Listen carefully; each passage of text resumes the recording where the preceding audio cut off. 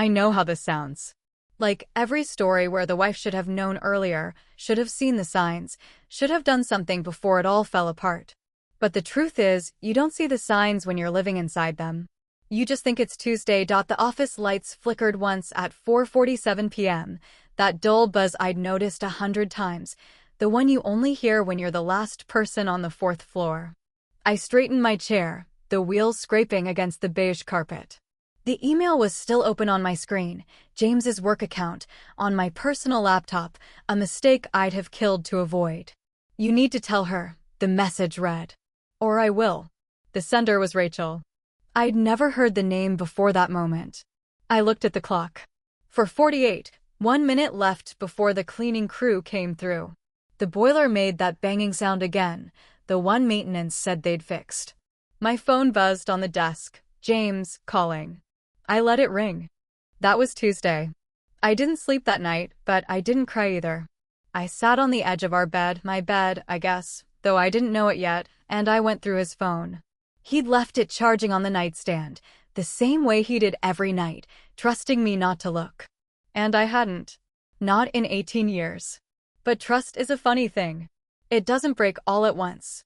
It fractures along the fault lines you didn't know were there. The passcode was our anniversary. That should have told me something right there. A man having an affair doesn't use his wedding date unless he's either incredibly stupid or he wants to get caught. I opened his messages. There they were, all of them, going back 8 months. The first one was from a number I didn't recognize. "Thanks for the coffee. You're even better in person." He'd responded with a winking emoji. A winking emoji. This was my husband, the man who'd once told me emojis were for teenagers and people who couldn't form complete sentences. I scrolled up. There were hundreds of them. Late-night exchanges, lunch plans, a whole secret life built in text messages while I was cooking dinner or folding laundry or sleeping next to him. I read them all. Every word. It took me 2 hours, and when I finished, I knew exactly who Rachel was. She was a consultant from the firm they'd brought in for the merger. She was 37. She was married too, though not happily, according to him. She made him feel seen, he'd told her. She made him feel like himself again. I wanted to scream. I wanted to throw his phone against the wall and watch it shatter. But I didn't. I put it back on the nightstand exactly where I'd found it, and I went downstairs to the kitchen, and I made coffee like it was any other morning. The sun was coming up over the neighbor's fence. The dog next door was barking. Life was still happening, indifferent to the fact that mine had just ended. James came down at 7:15, still in his pajamas, looking like he hadn't slept either. He poured himself a cup of the coffee I'd made and sat across from me at the table. "You're up early," he said. "Couldn't sleep." "Me neither. Big presentation today." He was lying. I could hear it in his voice, the slight waver, the way he wouldn't meet my eyes. He'd always been a terrible liar. I just hadn't been paying attention. I watched him across the table, the man I'd loved for 18 years, and I realized I was seeing him for the first time. His hair was thinning at the crown. He'd gained weight around his middle, the slow accretion of too many business dinners and not enough exercise. There was a new watch on his wrist, stainless steel, something expensive I'd never seen before. "That's new," I said. His hand went to it automatically. "Oh, it's a knockoff. Got it from a guy at the office. You know how they are with those wholesale deals." I nodded. I didn't say anything. He was lying again, and we both knew it, and the silence between us was heavier than anything we'd ever said. He left for work at 8 o'clock. I waited until his car was out of the driveway, and then I called my sister. Hannah picked up on the second ring. "It's 7 in the morning, Elena. What the hell, I need you to come over." "Why, what's wrong?" "James is having an affair." I'd never heard silence like that. It went on so long I thought the line had dropped. Then she said, very quietly, "I'm on my way." She showed up 45 minutes later with a box of donuts and a bottle of wine. It was 9 in the morning, but I didn't judge. I told her everything. The text messages, the secret phone calls, the watch, the late nights. I told her about Rachel, the consultant, the woman who made him feel seen. And I told her about the email, the one I'd seen on my laptop, the one where she threatened to tell me if he didn't. She sounds like she's trying to do the right thing, Hannah said. She's sleeping with my husband. I'm not defending her. I'm just saying she could have stayed quiet. She could have kept him. Instead, she's pushing him to come clean. I didn't know what to do with that. I'd spent my whole life believing in clear lines, right and wrong, good and bad, victims and perpetrators. But this wasn't clear. This was a mess of gray. Hannah stayed until noon. She helped me make a list of what I needed to do. First, a lawyer. Second, a forensic accountant. Third, a plan for what came after. I had a job, a career I'd built from the ground up, but I also had a husband who'd been siphoning money into accounts I didn't know about. I needed to know how deep this went. You're taking this remarkably well, she said. I'm not taking it well, I said. I'm taking it carefully. There's a difference. After she left, I went to the basement. James kept a filing cabinet down there, labeled old receipts, and he'd never once told me not to look inside it. That felt significant somehow. Like maybe he thought I wouldn't care enough to look, or maybe he'd forgotten what was in there. Either way, I had a key, and I had time. The bottom drawer was locked. That was new. I hadn't noticed a lock before, but there it was, a cheap brass thing you could pick with a bobby pin. I grabbed one for my hair, and I'm not proud of this, but I was in the basement of my own house, and I was taking what was mine. It took me 3 tries. The drawer slid open with a squeak. Inside were bank statements, credit card bills, a receipt for a weekend at a hotel in Chicago, 2 nights, king bed, mini-bar charges that included 2 bottles of champagne. I recognized the date. He told me he was visiting his brother in Cleveland. I'd packed his bag myself. I'd reminded him to bring an umbrella. There was more. A lease agreement for an apartment across town, the one he'd mentioned the day he left. He'd signed it 6 months ago. He'd been paying rent on 2 places while I was buying groceries and paying off his car loan and thinking we were saving for retirement. I sat down on the concrete floor, surrounded by the evidence of my husband's double life, and I finally let myself feel it. Not all of it. Just enough to know it was real. I cried for maybe 10 minutes, the ugly kind of crying where you can't breathe.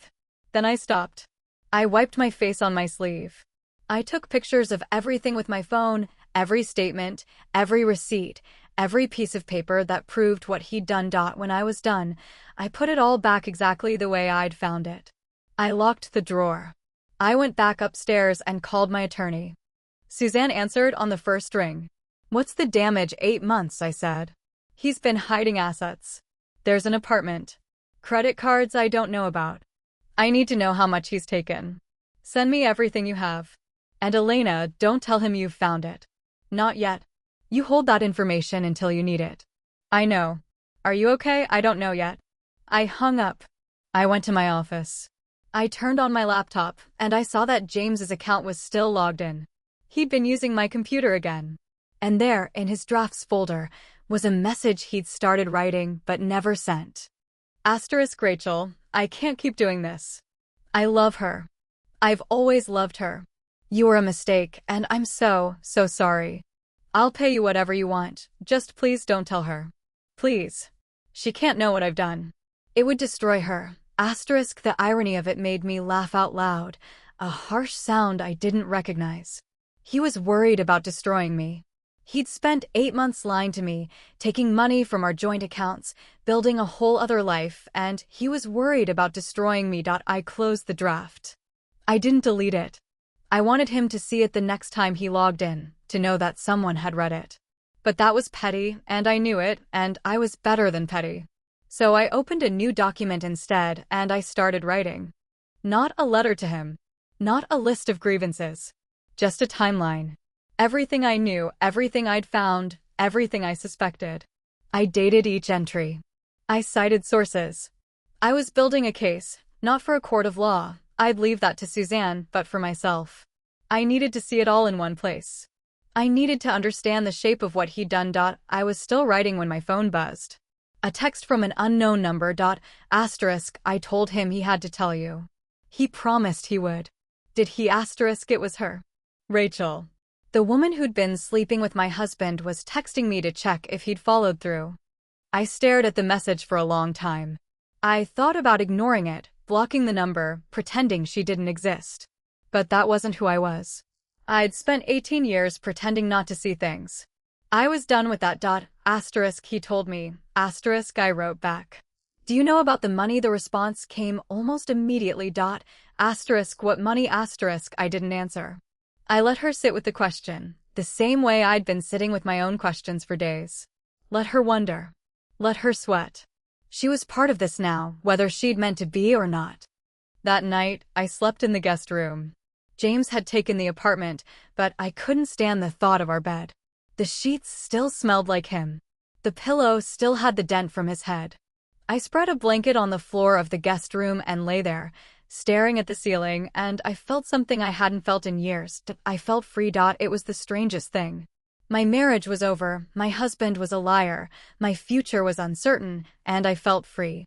Because for the first time in 18 years, I wasn't trying to make him happy.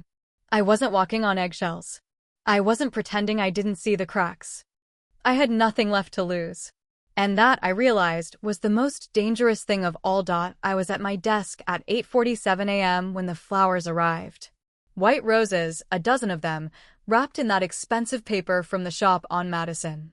The card was in James's handwriting, the same looping cursive I'd seen on 1,000 anniversary cards and grocery lists and love notes left on the kitchen counter. I know I don't deserve you, it read. But I'm going to spend the rest of my life trying. I almost laughed. He'd spent the rest of his life trying the first time, and look where that got us. I handed the roses to the receptionist, told her she could have them, and went back to my spreadsheets. A woman at the desk next to mine, a new hire named Patricia, watched the whole thing with a carefully neutral expression. She didn't ask. That was good. I wasn't ready to explain. James called at 10:15. I let it ring. He called again at 10:17. He called at 10:22, and by then I was annoyed enough to pick up. Did you get the flowers? I gave them away. Elena, don't. You don't get to call me at work. You don't get to send flowers. You don't get to pretend you're the good guy in the story. I'm not pretending, he said. His voice was tight, the one he used when he was trying to sound calm and wasn't quite pulling it off. I'm trying to fix this. I hung up. I didn't have time for his nonsense. I had a client meeting at 11 o'clock, and I was 2 sheets behind on the quarterly projection, and I wasn't going to let my husband's affair destroy my career along with everything else. That was the thing I was starting to understand. He'd already taken so much from me. My marriage. My trust. My sense of who I was. But he wasn't going to take my work. I'd built that myself, before I knew him, before any of this. It was the one thing he couldn't touch. The meeting went well. I presented the numbers, answered questions, fielded a few challenges from the new VP who always tried to poke holes in my analysis. I handled it like I'd handled everything for 15 years, with precision, with patience, with a smile that didn't quite reach my eyes. When it was over, I went back to my desk and found 3 more messages from him. He was spiraling. I could see it in the texts, the increasingly frantic pleas for me to call, to talk, to give him a chance. He didn't understand that he'd already had his chance. He'd had 18 years of them. The first real sign that something was wrong came from my sister. Hannah called me at 1:15, her voice pitched high with that particular note of alarm I'd known since we were kids. Did you know James took a loan against your 401k? What? I'm looking at it right now. I've been digging, like you asked. He withdrew $87,000 last March. It's under your name, Elena. Yours. The floor went out from under me. $87,000. That wasn't a vacation or a new car. That was a down payment on something, or a debt he was trying to cover, or a desperate play to keep something afloat. Hannah, I need you to tell me everything you find. Every account, every transfer, every signature. This is going to get worse before it gets better. I know. Are you sure you want to do this? Because once you know, you can't unknow. I'm sure. She was right about the getting worse part. By the end of the day, I had a picture that was ugly enough to make me sick. James had been gambling. Not at casinos, that would have been too obvious. He'd been playing the market, options and futures, the kind of high-risk bets that looked brilliant when they paid off and catastrophic when they didn't. He'd been doing it for 2 years, and he'd lost almost $200,000. He'd been hiding it with a network of secondary accounts, loans, and credit lines I'd never known about.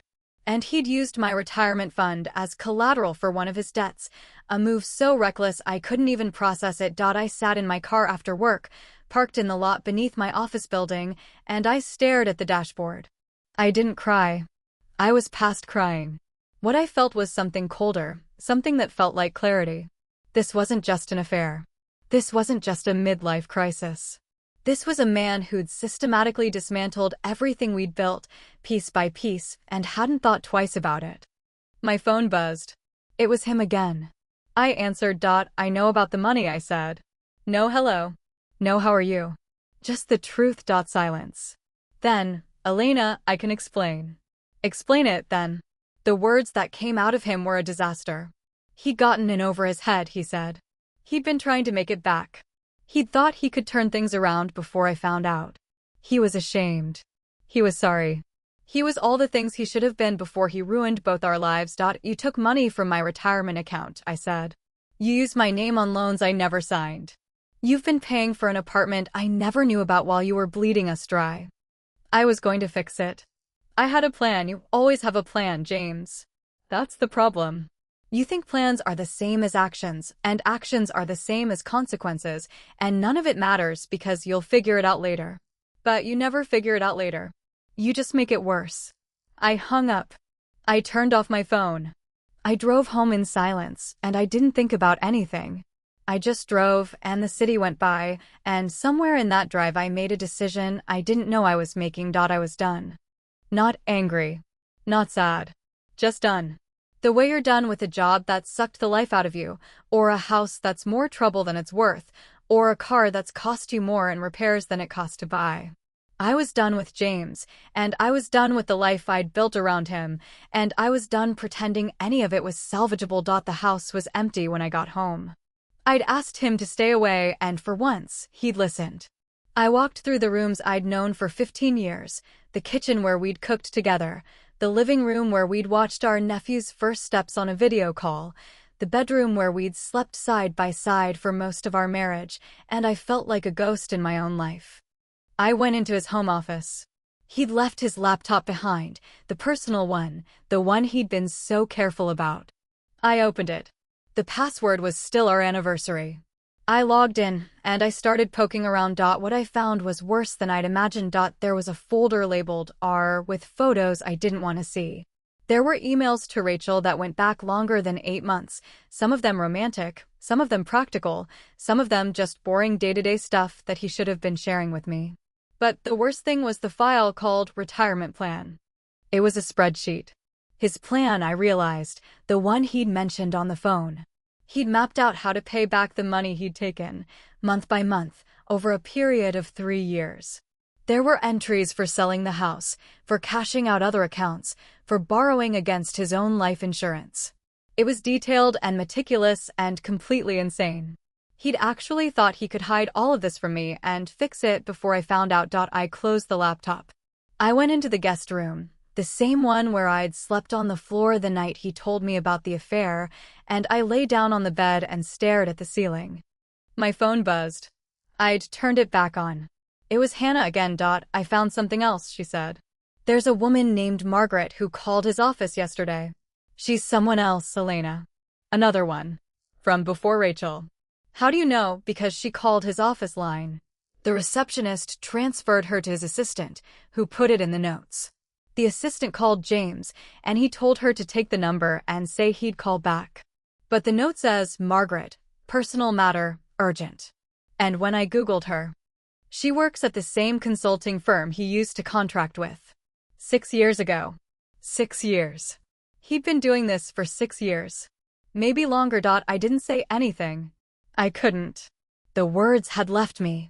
What was left was something hollow and cold, the shape of my marriage exposed as a shell with nothing inside. Elena, are you there? I'm here. What do you want to do? I want to talk to her. Who, Margaret? Yes. Why? Because I need to know if there's something wrong with me, I said. Or if it's just him. Hannah started to argue, but I'd already hung up. I found Margaret's number online, the same one the assistant had written down. I called it. I waited. She picked up on the fourth ring. Hello, Margaret. This is Elena Harris. I'm James's wife. The silence on the other end was deafening. I need to ask you something, I said. And I need you to be honest with me. How long did you and James have an affair? I don't know what you're talking about. Don't lie to me. I've already found the emails. I know about Rachel. I know about the money. I know everything. So don't pretend this is a surprise. There was a long exhale. I'm so sorry, she said. I didn't know he was married. Not at first. By the time I found out, it was already, how long? 6 months. Maybe 7. It was 6 years ago. I leaned my head against the wall. 6 years. He'd been unfaithful for a third of our marriage. Maybe longer. Maybe there were others I hadn't found yet. Did he tell you he loved you? I asked. Yes. Did he say he was going to leave me? He said a lot of things. But I knew better. He was never going to leave you. He was always going to come home to you, and I was always going to be the one he hid from his friends. That's why you broke it off. He broke it off, she said. He told me he needed to focus on his marriage. That he wanted to try harder, make things work. He even went to a few counseling sessions, I think. I didn't know about Rachel until a few weeks ago. Someone I used to work with told me. I called his office because I wanted to warn you, but his assistant wouldn't put me through. My hand was shaking. I hadn't even noticed. Thank you, I said. For being honest. I'm sorry, Elena. Truly. I know. I hung up. I sat in the guest room, holding my phone, and I let the truth settle over me like a fog. 6 years. He'd been lying to me for 6 years. 3 times as long as I'd thought. Everything I knew about my marriage was wrong. Every memory I had, every moment I thought was real, was built on a foundation of secrets. And then I started to get angry. Not the hot, flashy kind of angry that burns out fast. This was slow and cold, the kind that settles into your bones and stays. I was angry at him for lying to me. I was angry at him for taking my money and my future and my trust. I was angry at him for making me feel stupid, for making me believe I was the problem, for making me spend years trying to fix a marriage that was already broken. But most of all, I was angry at myself. Because I'd let him. I'd ignored the signs. I'd made excuses. I'd told myself he was stressed or tired or going through something, and I'd given him space instead of asking questions. Enough is enough. I stood up. I walked to the kitchen. I opened the drawer where we kept the mail, the same drawer where I'd shoved bills and coupons and junk for the better part of a decade. And I pulled out everything with his name on it. I started a pile on the counter. Credit card offers. Bank statements. A letter from a law firm I'd never heard of. I opened that one last, and when I read it, I actually laughed. It was a notice of default on a business loan. A loan I'd never signed for, never known about, but one that had my name on the co-signed line. $120,000, overdue by 9 months. He'd forged my signature. My husband, the man I'd loved for 18 years, had forged my signature on a loan he never intended to pay back. I took a picture of the notice and sent it to Suzanne. Then I typed out a message to James, the one I should have sent days ago. You need to come home. Tonight. We're going to have a conversation, and you're going to tell me everything. Every single thing you've hidden from me. And if you lie, if you leave anything out, I'll make sure you never work in this city again. His response came within seconds. I'll be there at 8. I didn't reply. I just stood in the kitchen, surrounded by the wreckage of my marriage, and I counted the minutes until he arrived. I was going to take everything from him. Every dollar. Every secret. Every shred of dignity he had left. And I was going to do it legally, quietly, and without giving him a chance to fight back. Because he'd taken everything from me. And now it was my turn. He showed up at 7:52. Early. That was new. He was usually late for everything: dinner reservations, dentist appointments, the birth of his nephew.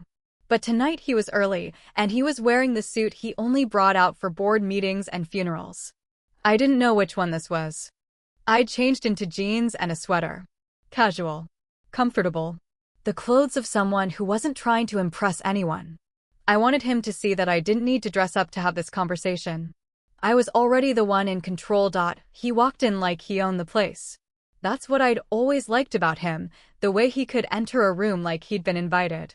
But tonight he looked smaller somehow, his shoulders hunched, his hands shoved into his pockets.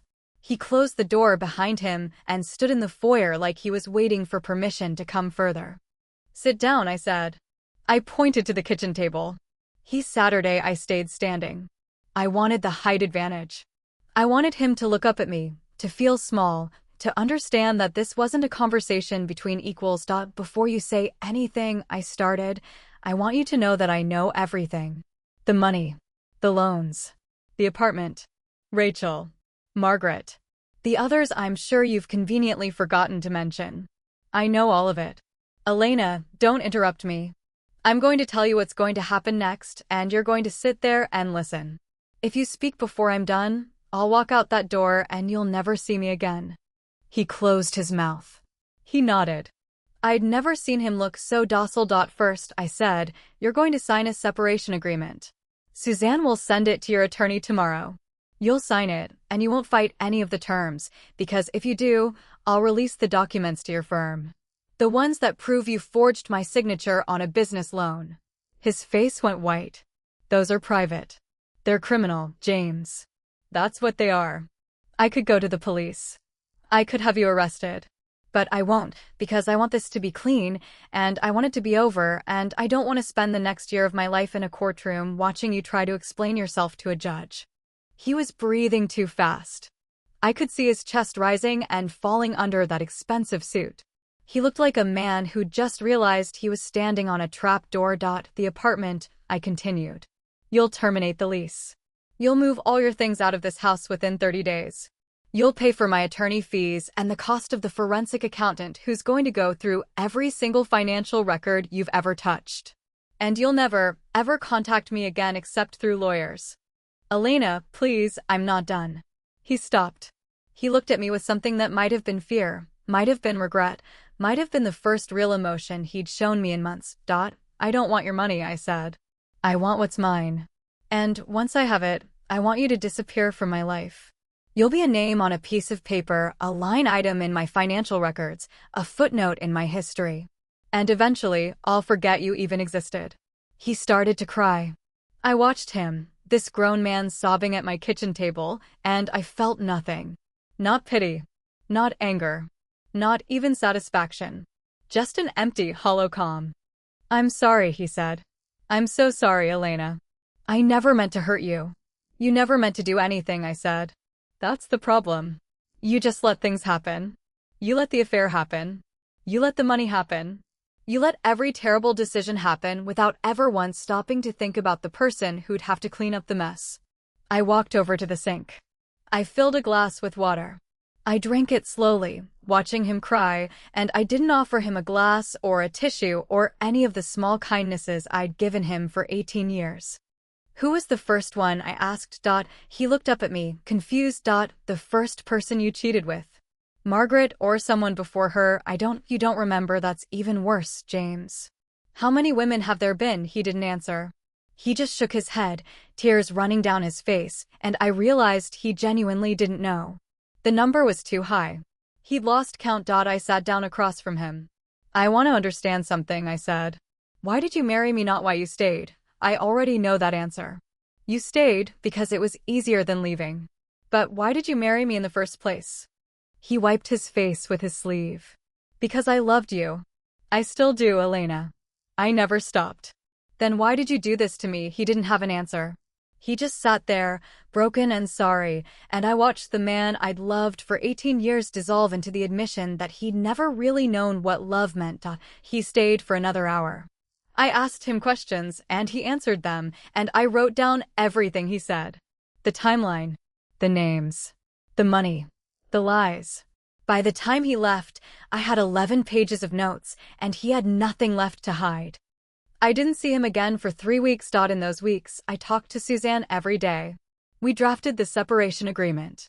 I filed a legal claim to protect my assets. I hired the forensic accountant, a terrifyingly efficient woman named Michelle, who spent 10 hours going through James's financial records and came back with a report that made my stomach drop. He'd hidden over $300,000 in accounts I didn't know about. He'd taken loans in my name without my consent. He'd been bleeding our joint accounts for years, using the money to fund his affairs and his gambling and his desperate attempt to look like he had it all together. But there was another piece I hadn't expected. The forensic accountant found it in the fine print of one of the business loans, a provision that made James personally liable for the debt if the company defaulted. And the company was about to default. It was already in the process, a slow-motion collapse that James had been hiding from everyone, including his partners. You need to get out now, Michelle told me. If his business goes under, you could lose everything. It's already under. Elena, I'm serious. I've seen this before. The creditors will come after joint assets. They'll take the house, the cars, anything they can get their hands on. Not if I prove he forged my signature. I'm not a lawyer, but I'd guess you have a case. A strong one. But it's going to take time, and in the meantime, you need to separate your finances completely. So I did. I opened new accounts. I transferred my salary to a bank he didn't know about. I took my name off the joint credit cards and opened one in my name alone. It was methodical, necessary work, and I did it without emotion. That was the week I started going to a therapist. A woman named Beth, middle-aged and sharp, who listened to everything I'd been through and didn't look shocked by any of it. You're handling this remarkably well, she said during our second session. I'm handling it, I said. I don't know if well is the right word. Would you rather be handling it poorly? I'd rather be handling it differently. I don't want to be the person who's good at divorce. I want to be the person who never had to learn how to be good at this. Beth nodded. That's a reasonable wish. But you're here now. So we work with what we have. She asked me about my childhood. She asked me about my parents' marriage. She asked me why I'd stayed with James for so long, even when I suspected something was wrong. Because I thought it was me, I said. I thought if I just tried harder, if I just loved him more, if I just gave him enough of myself, he'd be happy. And if he was happy, he'd love me back the way I needed him to. Is that what love means to you, sacrificing yourself until there's nothing left? No. But it's what I thought love meant. I thought that's what a good wife did. Your mother believed that, didn't she? I was quiet for a long time. Yes, I finally said. She did. And my father didn't love her any more for it. He just took everything she gave him and asked for more. I'd spent my whole life trying not to be my mother. And I'd ended up exactly like her. The work was the only thing that kept me together.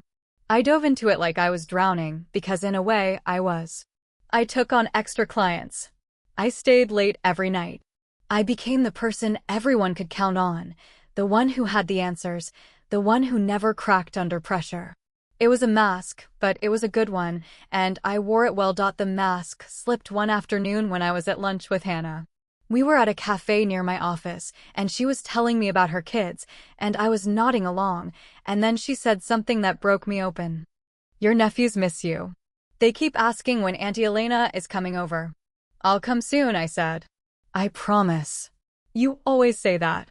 And then you work late, and you cancel, and I don't see you for weeks. Hannah, I'm going through a divorce. So am I, she said. I just didn't tell you. I stared at her. What? David and I separated 3 months ago. I was going to tell you, but then James happened, and it felt like you had enough to deal with. Hannah, I didn't want to burden you. You're my sister. You're never a burden. She shrugged. I know. But I've been watching you, Elena. You're so focused on getting revenge and protecting your money and doing all the right legal things, and I don't blame you for any of that. But you're forgetting to live. You're forgetting that there's a life on the other side of this. I looked at her across the table, my sister, the one person in the world who'd always been honest with me. What do? You start by letting yourself feel it, she said. All of it. The anger and the sadness and the fear. And then, when you're done feeling it, you start figuring out who you are when you're not trying to be someone else's wife.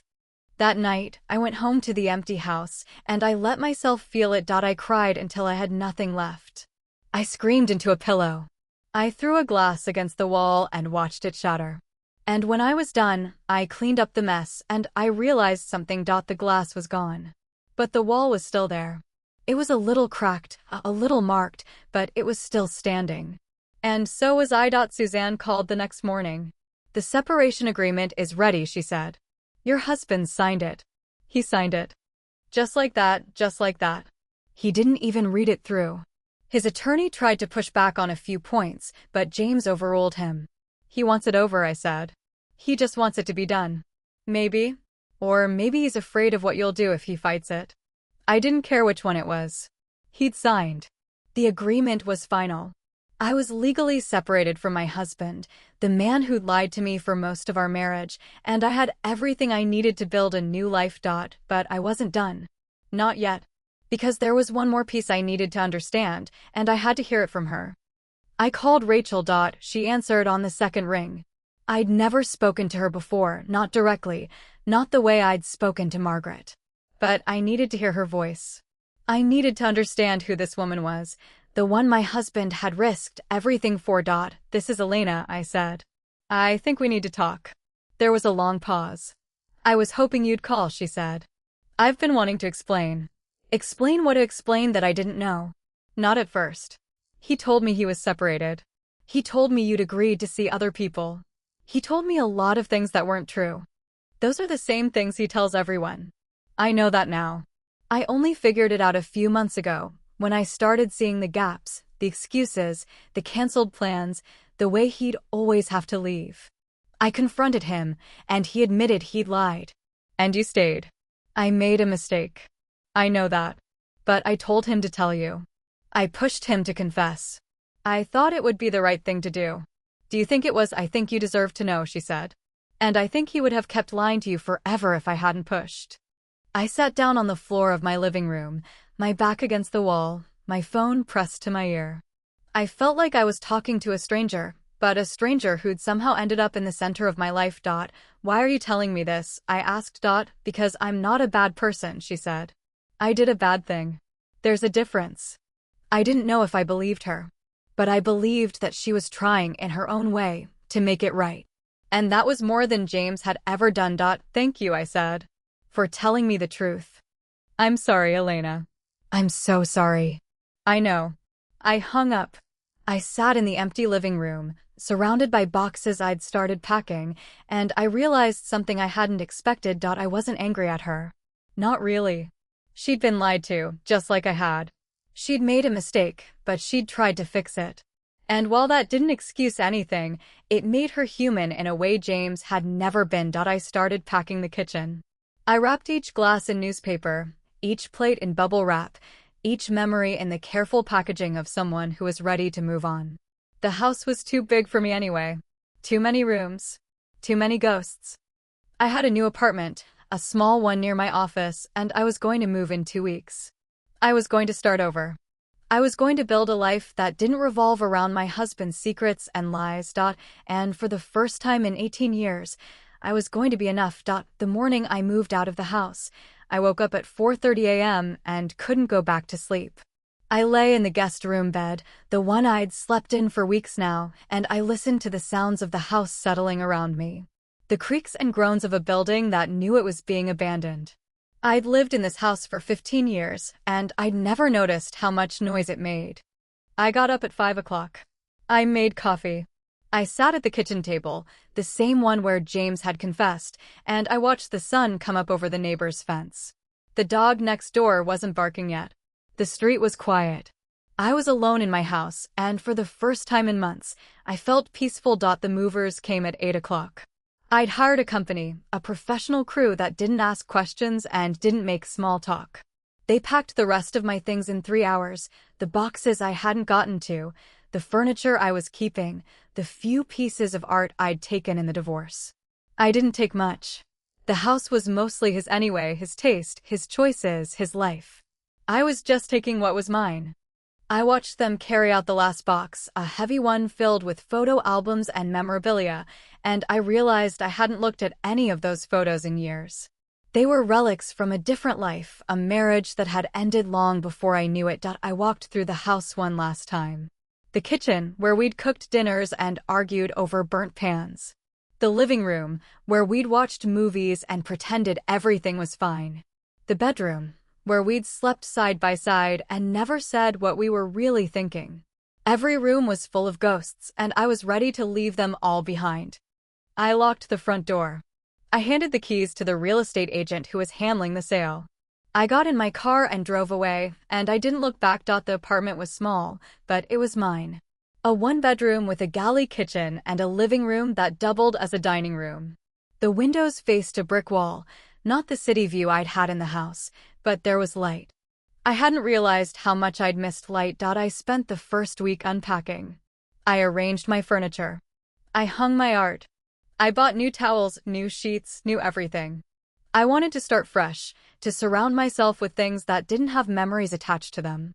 Hannah came over on Saturday. She brought wine and takeout, and we sat on my new couch, eating pad thai and drinking cheap red wine, and she told me about her own divorce. It's ugly, she said. David's fighting me on everything. He wants the house. He wants the kids every other weekend.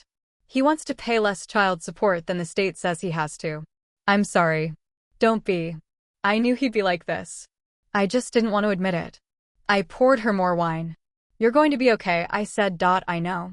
But it's going to take time. It was the right thing to say. It was what I needed to hear myself, what I'd been telling myself for weeks. Time would heal it. Time would make it better. Time would eventually make me forget. But time wasn't moving fast enough. I went back to work. I threw myself into my job the way I'd been doing for months, and I was good at it. The clients trusted me. The partners respected me. The new VP who'd challenged my analysis at the meeting weeks ago had come to rely on my numbers. I'd built a career on precision and patience, and I wasn't going to let my personal life destroy it. But I started noticing things. The way people looked at me. The way the whispers followed me around the office. They knew. Of course they knew. It's a small town, even in a big city, and James's reputation was crumbling around him. I heard the rumors first from Patricia, the new hire at the desk next to mine. She brought it up one afternoon, carefully, like she was testing the waters. You know James Harris, right, the consultant? I'm familiar with him, I said. He's in trouble. I heard his firm is looking into financial irregularities. Something to do with missing funds and forged documents. I didn't react. I'd been expecting this. The forensic accountant had sent her report to the state, and the state had opened an investigation. I hadn't pushed for it. I'd just let the facts speak for themselves. That's a shame, I said. He always seemed like such a nice guy. Patricia looked at me for a long moment. She was young, maybe 26, and she hadn't learned yet that you don't bring up a coworker's ex-husband's legal troubles in the office. I think you handled it well, she said. The divorce, I mean. Everyone's noticed how calm you've been. Thank you, I said. But I'm not calm. I'm just focused. The phone rang. It was Suzanne. I excused myself to the conference room and called her back. James's attorney called, she said. They want to settle. They want to settle what the separation agreement is already signed. The forgery issue. The criminal part. They're trying to avoid prosecution. They're offering to cover the debt, pay your legal fees, and give you additional compensation if you'll sign a non-disclosure agreement. You're joking. I'm not joking. They're scared, Elena. The state investigation is moving faster than they expected. James could face criminal charges if this goes to court. Then let him face them. I thought you might say that. But before you decide, I want you to consider something. If you take the deal, you'll never have to think about him again. You'll walk away with enough money to start over, and he'll be off your radar forever. If you don't, you'll be tied up in court for years. He'll drag this out as long as he can. That's what people like him do. I sat down in one of the conference room chairs. The leather was cold against my legs. What's the settlement amount? They're offering $1.2 million. Plus the debt forgiveness. I exhaled. It was a lot of money. More than I'd make in 5 years of working. It was enough to buy a new house, to pay for Hannah's kids' college tuition, to live the rest of my life without worrying about money. Tell them I'll think about it, I said. I spent the next 3 days thinking about it. I talked to Hannah. I talked to my therapist. I talked to myself in the mirror of my new apartment, staring at my reflection and asking the same question over and over. Do you want revenge, or do you want to be free? I wanted both.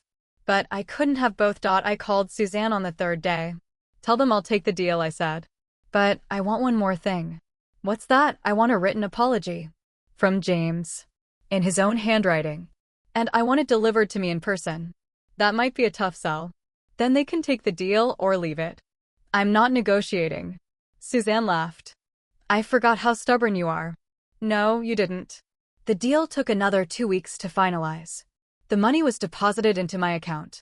The non-disclosure agreement was signed. The debts were forgiven. And one afternoon, a courier arrived at my office with a manila envelope. I opened it. Inside was a letter, 2 pages long, in James's handwriting. Elena, it began.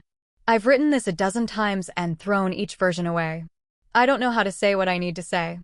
I can't undo what I've done. I can't take back any of it. But I want you to know that I'm sorry, not because I got caught, not because I'm facing consequences, but because I hurt the one person who never deserved to be hurt. I read the rest of it. It was a long apology, full of the things he'd never said to me in 18 years. He admitted he'd been a terrible husband. He admitted he'd taken me for granted. He admitted he'd never appreciated what he had until it was gone. I read it twice. Then I folded it up and put it in my desk drawer. I'd keep it, maybe, or I'd throw it away. I hadn't decided yet. But I knew one thing. He'd written it, and I'd read it, and we were done. The final conversation happened a week later. He'd asked to see me, and I'd agreed, not because I wanted to, but because I needed to close the door myself. We met in a coffee shop on the Lower East Side, neutral ground, a place neither of us had ever been. He was there when I arrived, sitting in a corner booth, nursing a cup of black coffee. I sat down across from him. You wanted to see me? I wanted to thank you, he said, for not going to the police, for giving me a chance to fix this. I didn't give you a chance. I gave myself a chance to move on. Elena, let me say this, James. Once. And then I'm done. He nodded. He put down his coffee and looked at me, and for the first time, I saw the person he should have been. The one I'd thought he was all along. I loved you, I said. I loved you from the day I married you until the day you told me the truth. And I thought that love would be enough. I thought it would heal everything. But it wasn't. Because love doesn't work when only one person is doing it. I did love you, he said. I never stopped. Love isn't a feeling, James. It's what you do. And you didn't do anything. You let me carry the weight of our marriage by myself. You let me sacrifice everything, my career, my friends, my sense of who I was, because I thought that was what love meant. And you let me believe that lie. I was weak. That's an excuse. You weren't weak. You were selfish. There's a difference. He sat there, silent, unable to argue. I didn't wait for him to find his voice. I'm going to tell you something that I think you need to hear. I don't hate you. I wish I did, it would be easier. But I don't. I feel nothing for you. That's the truth. You were a part of my life for 18 years, and now you're a stranger. And I'm okay with that. Elena, goodbye, James. I hope you find what you're looking for. I hope you figure out why you did this, and I hope you fix it. But I can't help you with that. I'm done. I stood up. I walked out of the coffee shop. I didn't look back. The afternoon sun was warm on my face. I stood on the sidewalk, watching the city move around me, and I felt something I hadn't felt in a very long time. I felt whole. Not because the pain was gone, it was still there, buried beneath the surface. But because I'd finally said everything I needed to say. I'd taken back my voice, my power, my sense of self. And I was ready to move on. Hannah called me that night. How did it go? It's done, I said. I said what I needed to say. And I walked away. Are you okay? I'm better than okay. I'm free. And I was. The marriage was over. The house was sold. The money was mine. The future was wide open. I had no idea what came next. But I knew I was going to be fine. Because I'd survived the worst thing that had ever happened to me, and I was still standing. I went to bed that night in my tiny apartment, in my new bed, in my new life, and I slept through the night for the first time in months. When I woke up, I didn't check my phone for messages from him. I didn't wonder where he was or who he was with. I just made coffee, and I sat by the window, and I watched the sunlight hit the brick wall across the way. It was a good day. And I was going to have a lot more of them. 3 months after the divorce was finalized, I woke up one morning and realized I was happy. Not the performative kind, the I'm fine everything's fine kind I'd been wearing for months. The real thing. The kind that sneaks up on you when you're not looking. It was a Saturday, and I had nowhere to be. No meetings, no deadlines, no obligations. I made coffee in my pajamas, sat by the window with the brick wall view, and read a book. A real book, not a spreadsheet or a legal document. I hadn't done that in years. My phone buzzed at 10 o'clock. Hannah, wanting to know if I wanted to meet for brunch. I said yes without hesitation. That was new too, saying yes without weighing the costs, the time, the energy. Just yes. We met at a diner in my neighborhood, the kind with sticky floors and bottomless coffee. She looked better than she had in weeks. Her divorce was almost final, and she'd stopped fighting about the house. She'd let David have it, she told me, because it wasn't worth the battle. She'd found a smaller place, closer to the kids' school, and she was making it her own. Look at us, she said, raising her coffee mug. Two divorcees. We should start a club. Already in one, I said. It's called Women Who Are Better Off Without Them. We laughed. It felt good. Hannah leaned forward. You've changed, you know. I don't know how to explain it. You're lighter. I'm not fighting anymore, I said. That's what it is. I spent 18 years fighting to make something work that wasn't working. And now I'm done fighting. So what are you doing instead? Living, I guess. It sounds stupid, but I'm figuring out what that actually means. She nodded. She understood. We'd had the same conversation a dozen times, in different ways, about different things. But this time it felt different. This time I meant it. I didn't hear from James at all after the coffee shop. The non-disclosure agreement was ironclad, and I hadn't seen his face since. I knew he'd left the city. A mutual friend told me he'd moved to the West Coast, taken a job with a smaller firm, started over. I didn't ask for details. I didn't care. But then the information started coming in anyway. Small things at first. A forwarded email from a former colleague. A LinkedIn recommendation request that was clearly meant for someone else. The rumor that his firm had settled with the state, paid a fine, and quietly let him go. He was a ghost now, a footnote in a story I was done telling. I didn't think about him much. When I did, it was with a kind of abstract sadness, the way you feel about a place you used to love but will never visit again. The past was behind me. I was moving forward. Two things happened that changed everything. The first was small. The second was not. The small thing. I bought a car. A new one, not the used sedan I'd been driving for a decade.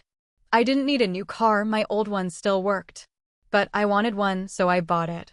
It was a Toyota, red, something I'd never let myself own because James thought red cars were impractical. I drove it off the lot with the windows down and the music loud, and I felt like I was 18 again. The big thing, I got a promotion. Senior partner at my firm, with a corner office and a salary that made my head spin. I'd earned it, worked for it, and I'd done it without anyone helping me. No one's wife. No one's client. Just me. The first time I sat in my new office, looking out at the city from the 27th floor, I didn't cry. I just sat there, drinking coffee from a mug that said "World's Okayest Employee," and I realized something. I had everything I'd ever wanted. And I'd gotten it after I'd stopped trying to make someone else happy. I started traveling. Nothing dramatic. Weekend trips to places I'd never been. A bed and breakfast in Vermont. A vineyard in Napa. A cabin in the mountains where I didn't have cell service for 3 days. I went alone and I loved it. I'd forgotten what it was like to be in a place without having to consider someone else's preferences, without having to negotiate every decision. At a wine tasting in Sonoma, I met a woman named Claire who was also traveling alone. She was 62, recently widowed, and she'd sold her house and bought a used RV to see the country. I wish I'd done this years ago, she said. You spend so much time being someone's wife or mother or whatever, and then one day you wake up and realize you don't remember who you are. It's scary, I said. Starting over at this age. Scarier to stay, she said. Believe me. I thought about that a lot.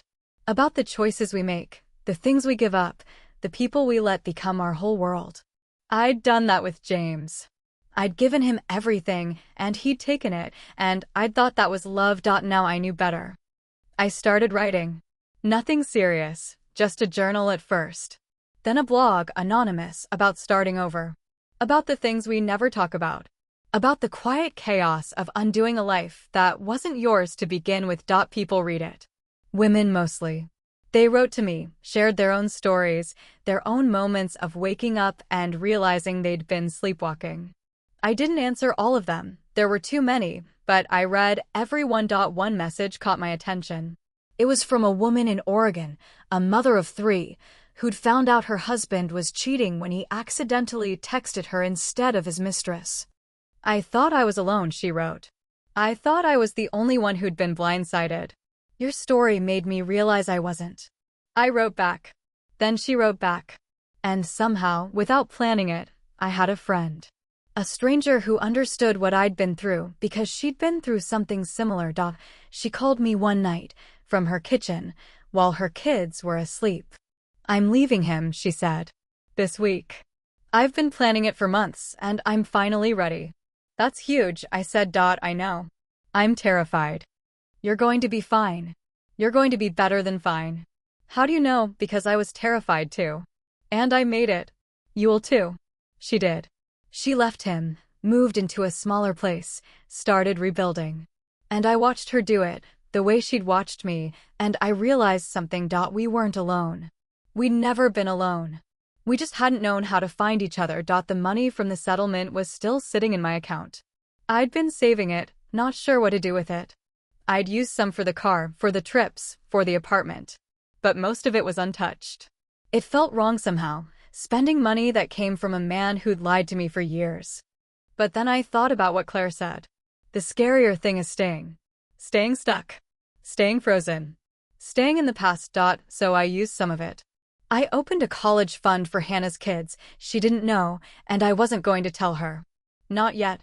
I gave a chunk to a women's shelter in my city, the kind of place I might have needed if things had gone differently.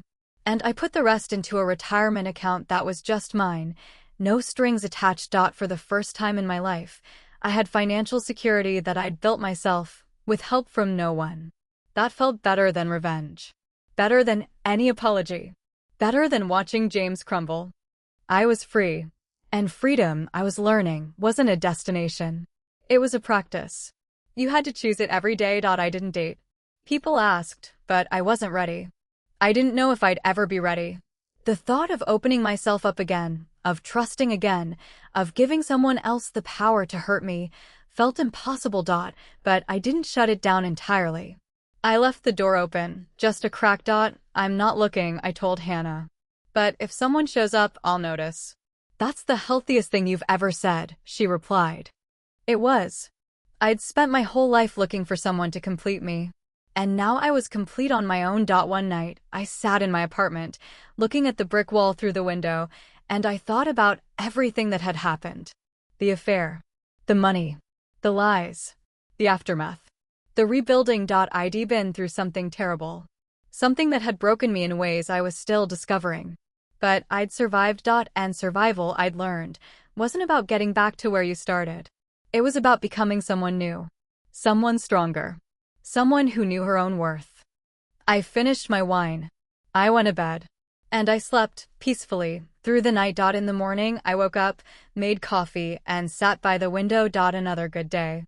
Another day of being free. And I smiled, because I knew it was just the beginning. The letter came on a Thursday. I almost didn't open it. It was in a plain envelope, no return address, and I assumed it was junk mail or a bill I'd forgotten about.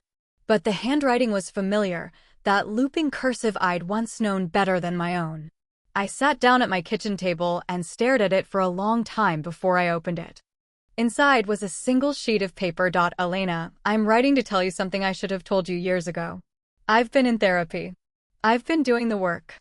I've been trying to understand what I did and why I did it.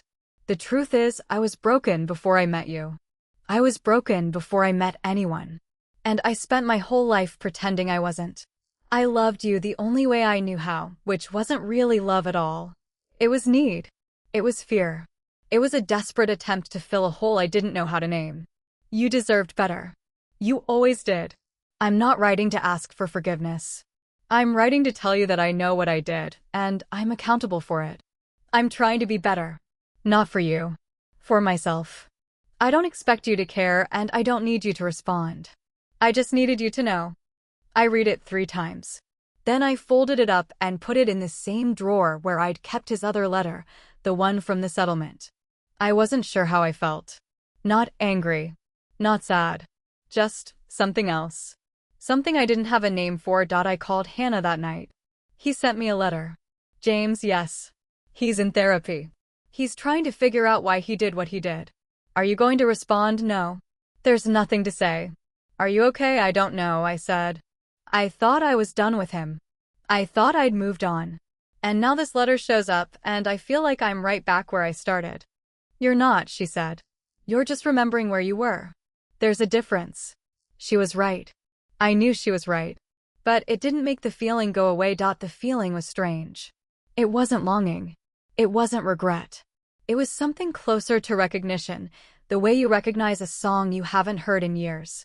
He'd written to me, and I'd heard him, and now he was back in my life in a way I hadn't expected. Not as a presence, but as a question. What had I meant to him? What had he meant to me? I didn't have answers. And maybe that was okay. I went to work the next day like nothing had happened. I presented to clients. I managed my team. I did everything I was supposed to do. But underneath it all, I was thinking about the letter. The words he'd written. The admission that he'd been broken before he met me. I'd known that, I realized. I'd known he was damaged. I just thought I could fix him. The weekend came, and I didn't have plans. Hannah was out of town with her kids. I was alone in my apartment, and I felt the weight of it more than I had in months. I'd been so busy rebuilding, so focused on moving forward, that I hadn't stopped to ask myself how I was really doing. Not the performance. Not the public-facing version. The real me. I sat on my couch and thought about James. Not with anger. Not with grief. With something closer to pity. He'd lost everything. His marriage. His career. His reputation. He'd had to move across the country to escape the shame. And he was still trying, years later, to understand what he'd done. I didn't hate him anymore. I'd stopped hating him a long time ago. But I didn't love him either. He was just a person now. A person I'd once known. A person I'd once given everything to. A person who'd taken it all and thrown it away. I was still sitting on the couch when my phone buzzed. It was a number I didn't recognize. I almost let it go to voicemail. But something made me answer. Elena, the voice was familiar, but I couldn't place it. This is she. It's Rachel. I know I shouldn't be calling. I just thought you should know. Know what? James is sick. He's been in the hospital. He had a heart attack a few weeks ago. He's okay now, but it was bad. I didn't say anything. I didn't know what to say. I'm not trying to upset you, she continued. I just thought you'd want to know. He's been talking about you. Not in a weird way. He's been saying he regrets everything. That he wishes he could take it all back. Are you still with him? I asked. No. I haven't been with him for over a year. We tried for a while, but it didn't work. He's still trying to figure himself out. He's still broken. Why are you telling me this? Because I think you deserve to know, she said. And because I think he deserves to know that you know. I'm not sure why that matters, but it does. I thanked her and hung up. I sat on the couch, staring at the wall, and I tried to process what she'd told me. James had almost died. He'd been in the hospital. He'd been talking about me. I didn't call him. I didn't write him a letter. I just sat there, and I felt something shift inside me. A door closing. A chapter ending. Not with anger, not with forgiveness, but with acceptance. He was gone. He'd been gone for a long time. And now, in a different way, he really was gone. I went to bed that night and slept better than I had in weeks. The next morning, I woke up early and went for a run. I'd started running a few months after the divorce, and it had become something I looked forward to. The rhythm of it, the way it cleared my head. I ran along the river, past other early morning exercisers, past the families walking their dogs, past the city waking up around me. I felt good. Strong. Whole. When I got back to my apartment, I showered and made coffee and sat by the window. The brick wall was still there, but I'd stopped noticing it. I'd stopped seeing it as a limitation. It was just a wall. And on the other side of it was the world. I had a full life. A job I loved, a sister I adored, a community of women who'd found me through my blog. I'd become someone I didn't know I could be. Someone who'd survived the worst thing that had ever happened to her and come out the other side. The letter from James was still in my drawer. I took it out and read it one more time. Then I put it back, closed the drawer, and went about my day. I didn't know if I'd ever feel ready to forgive him. Maybe I wouldn't. Maybe forgiveness wasn't the point. The point was that I'd moved on. I'd built a life that didn't need him in it. I was sitting at my desk later that week when Patricia stopped by. She'd become a friend of sorts, the kind who didn't ask questions about my past, but was always there when I needed her. "Hey, I was wondering if you wanted to grab lunch today," she said. "There's a new place around the corner. I've been dying to try it." "Sure," I said. "I'd love to." We walked to the restaurant together. The sun was out, the streets were crowded, and the city was doing what it always did, moving, changing, living. I was part of it now. Not a spectator. Not a ghost. A participant. Patricia talked about her weekend, her boyfriend, her apartment search. I listened and nodded, and I didn't think about James or Rachel or any of it. And then I saw him. Across the street, coming out of a coffee shop. James. He looked older. Thinner. His hair was grayer than I remembered, and he walked with a slight limp, a remnant of the heart attack or something else. I stopped walking. Patricia noticed. "What's wrong?" "Nothing," I said. "I just thought I saw someone I knew." He didn't see me.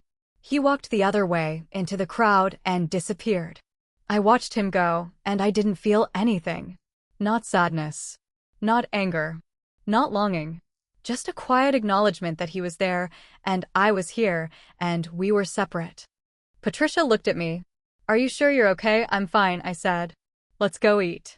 We walked into the restaurant, and I didn't look back. I didn't need to. I'd built a life without him. I'd become someone he'd never known, someone he'd never deserved. And that was the best revenge of all. Not destruction. Not punishment.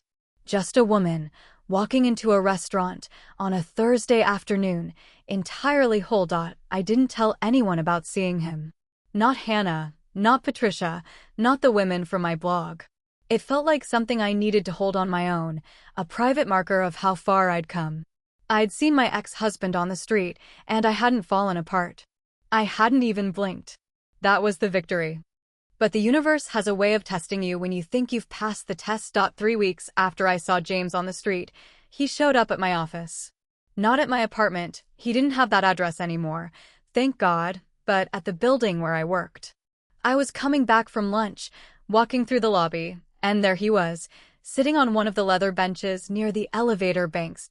He stood up when he saw me. "Elena." I stopped. I didn't know what to do.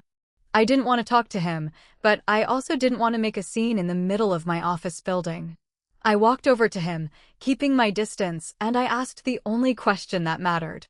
"How did you find me?" I asked around. "Someone at the old firm told me you got promoted."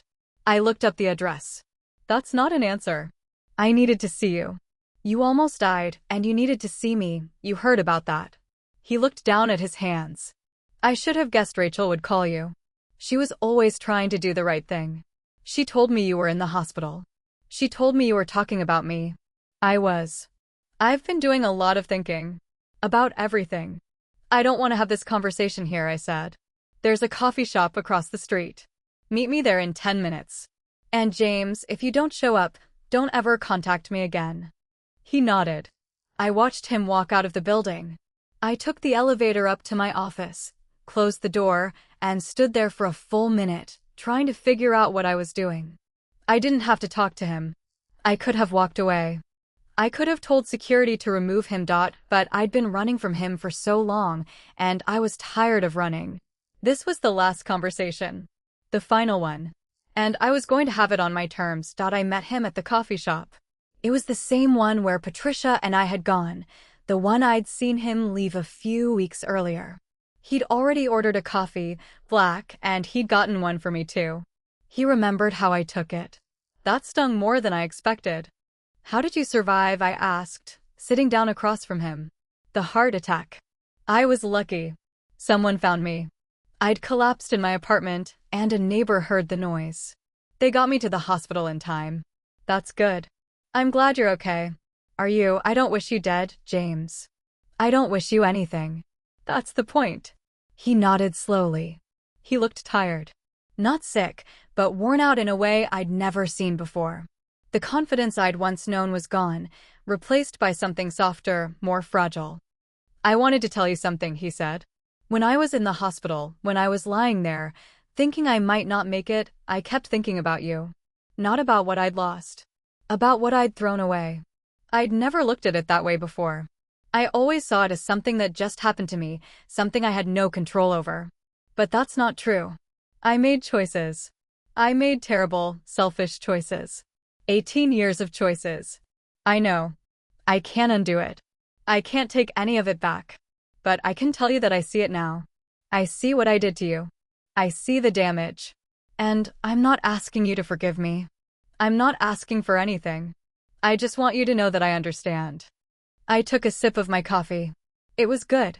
I'd forgotten that he knew how I took it. I didn't want to have any soft feelings for him. But hearing him say those things, seeing him sit there, so broken and humble, it made me feel something. Not love. Not sympathy. Something more complicated. The residue of 18 years. I wrote you a letter, I said. I didn't send it. It didn't seem right. But I brought it with me today. I pulled the envelope out of my bag. I'd been carrying it for weeks, ever since I'd received his first letter. I'd written a response and never had the courage to send it. But now it felt like the right time. He reached for it, but I pulled it back. Not yet.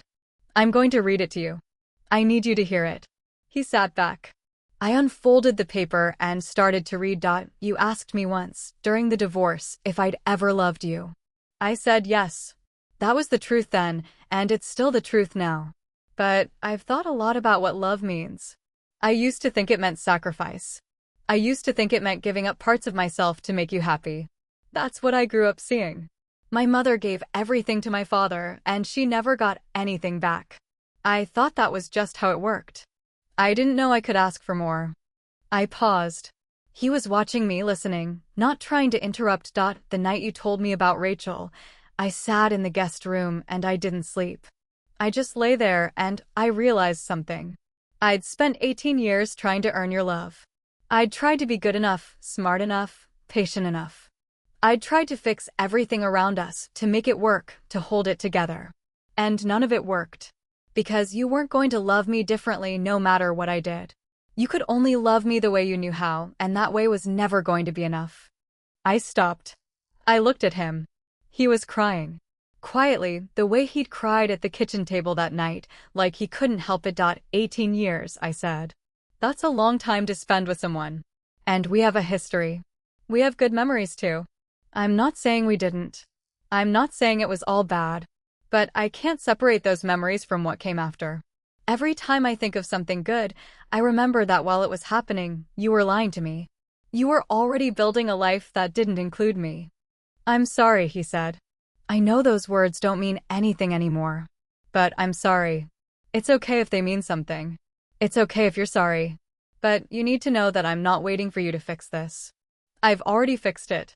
I've built a life without you. I've become someone you don't know anymore. And that's not a punishment. It's just what happened. He wiped his eyes with the back of his hand.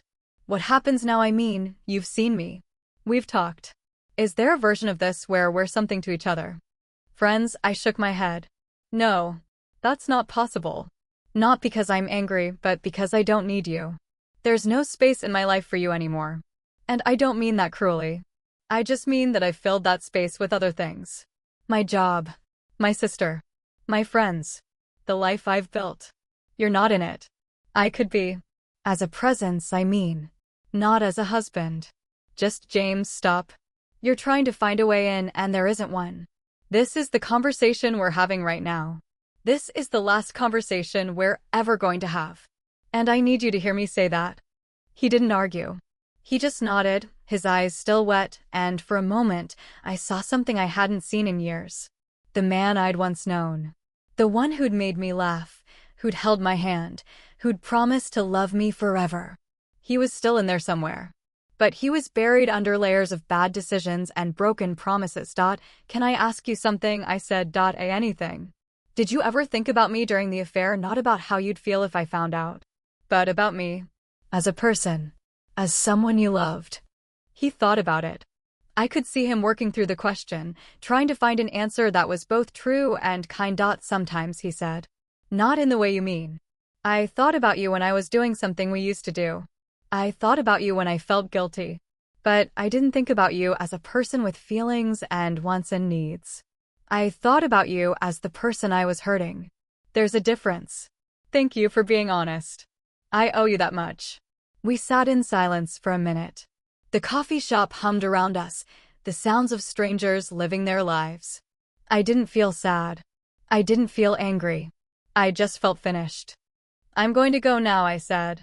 I've said everything I wanted to say. And I think you've heard me. Elena. He reached for my hand, but I pulled away. Don't. Please. Will I ever see you again? No. That's not going to happen. This is goodbye, James. Not a break. Not a pause. This is really, truly goodbye. I stood up. I picked up my bag. I looked at him for the last time. Take care of yourself, I said. I hope you figure it out. I hope you become the person you want to be. I hope you stop hurting people. And I hope you're happy, he said. I always wanted you to be happy. I just didn't know how to help.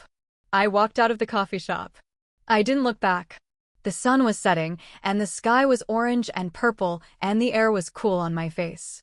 I walked to my building, then past it, down the street, just walking, not going anywhere. I let myself feel it. The finality. The closure. The release of something I'd been holding for 18 years. I'd loved him, and I'd lost him, and I'd survived him. And now, finally, I was free. I walked until I couldn't walk anymore. I stopped at a bench in a small park I'd never noticed before. I sat down and watched the lights come on in the buildings around me. My phone buzzed. Hannah. Where are you walking? I talked to James. Are you okay? I'm fine. I'm better than fine. I told him goodbye. And I meant it. She was quiet for a moment. I'm proud of you. Thanks. I'm proud of me too. I sat there until the sky went dark. Then I went home. I made tea. I sat by the window and I looked at the brick wall and I smiled. I didn't know what came next, but I knew I was ready for it.